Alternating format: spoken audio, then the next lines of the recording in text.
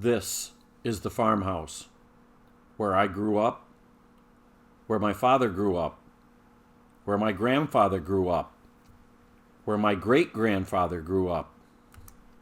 The main house was built in 1860. We got electricity in 1943 with the Rural Electrification Act. And now what I am doing is I'm removing the majority of the 1960 updates and reverting the era back to somewhere between 1920 and 1950. I'm going to show you each room in the order that I did them years ago. While I am no more of a carpenter or a designer than any member of my family has ever been, I'm doing it to suit me and my tastes.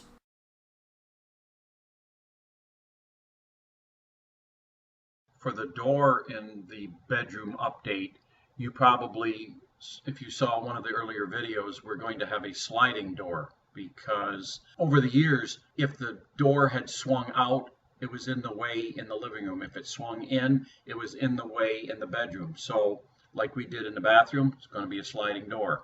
So we ordered a solid wood slab, and as you can see this image, it's 3-panel.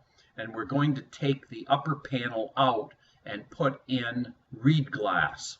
Reed glass is that rippled glass. It's old-time glass. And well, before we can put it in, we've got to get that door cut.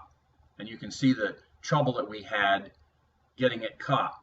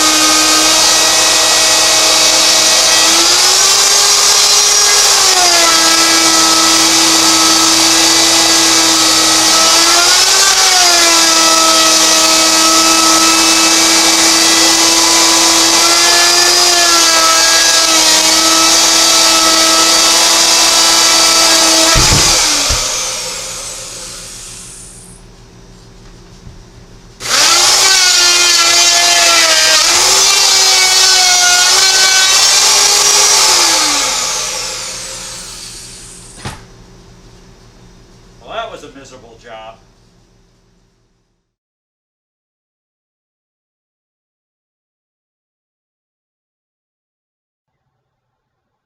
So after we finally got that hole cut, we pulled out our Johnson hardware box that we had bought months before, because it took over 3 months to get the door. So Johnson Hardware makes sliding door hardware. It's the same hardware they use for their pocket doors, but they've got an aluminum extrusion, as you can see in the image there, that allows you to put the door on the outside. So we bought the Johnson Hardware 2610 SC, the soft close series, so it soft closes and it soft opens, so it doesn't bang. Pretty much like what we used in the bathroom.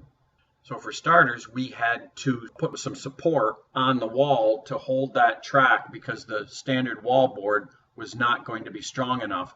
Plus, because of the wiring, you can see the vertical wiring is going up the wall at channel, we had to get something that was going to just clear that. So we used a 1x4. Then, with that in place, we could set the track and level it to make sure that it was level, and then screw it to that support. And once we had that, you just take the roller catches and attach them to the top of the door. Then you lift the door up into the track and catch the rollers and lock them in place with the little cam that they have. And then we slid the door back behind the cubbies. That's why the cubbies set out from the wall. As you saw when we did the cubbies, the door slides behind it and it's out of the way, and yet we can close the door when we want. So no matter what the position of the door is in, it is not going to be in the way. And from the outside, the door is partially slid over. You notice all the scuffs.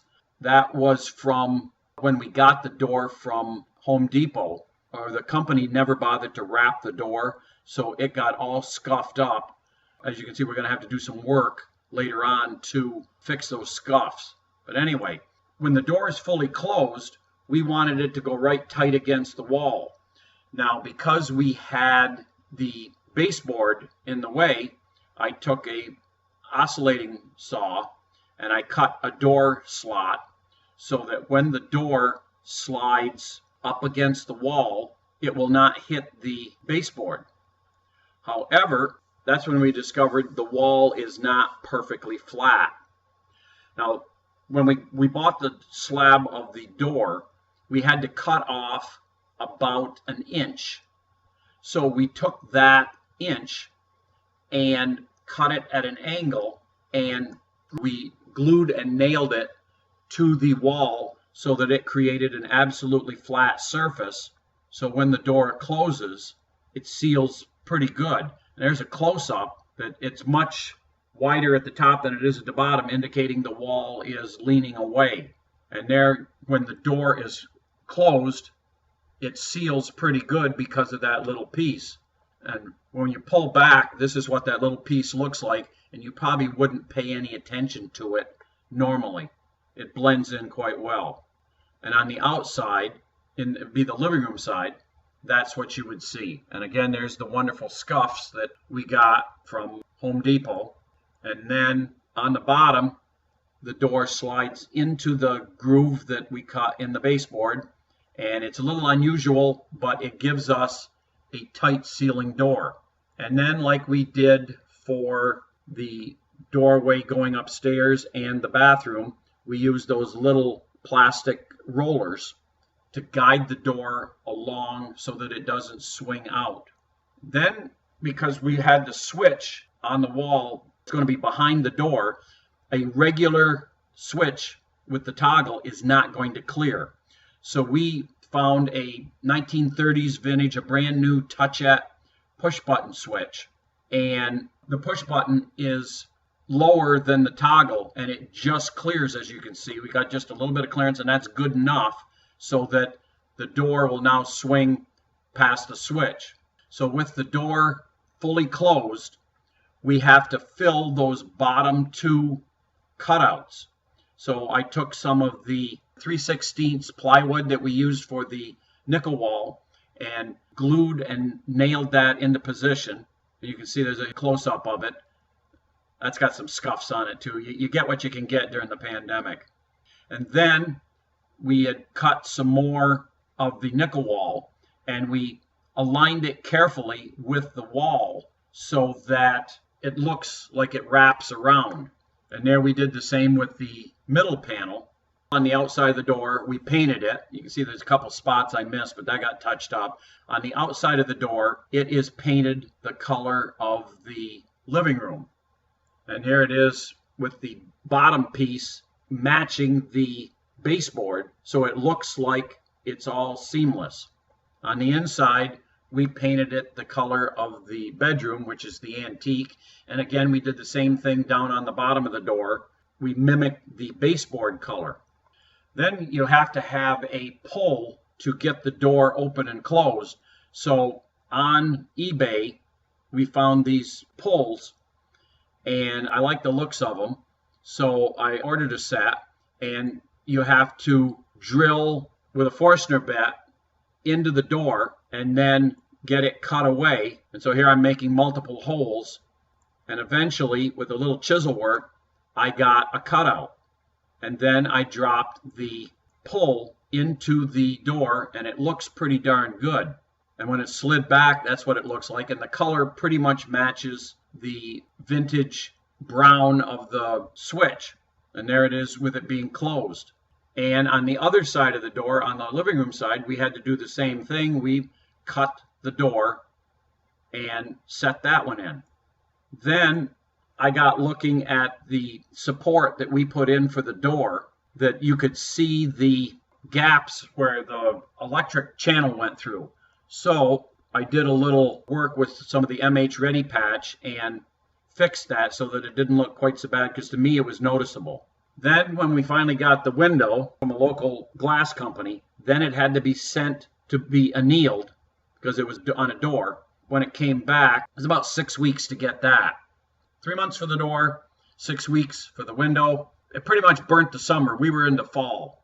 So we put the trim on the outside of the window frame, basically like we did to our front door in the kitchen. And there it is on the inside. That's what it looks like. Then there is our reeded glass laying on the bed. And there you can see that it is rippled on one side and flat on the other. So back on the door, we put a bead of silicone seal all the way around the trim, and then pushed the glass into the silicone seal, and that held that in place until we got the inner trim pin nailed into position. Here is from the living room side. You can see through it. You got light, but everything is distorted. And here's what it is during the daytime from the bedroom looking into the living room.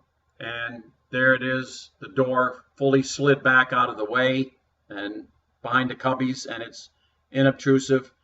Chances are you might not even notice that there's a door there. Then I've got a short video of showing the opening and closing action.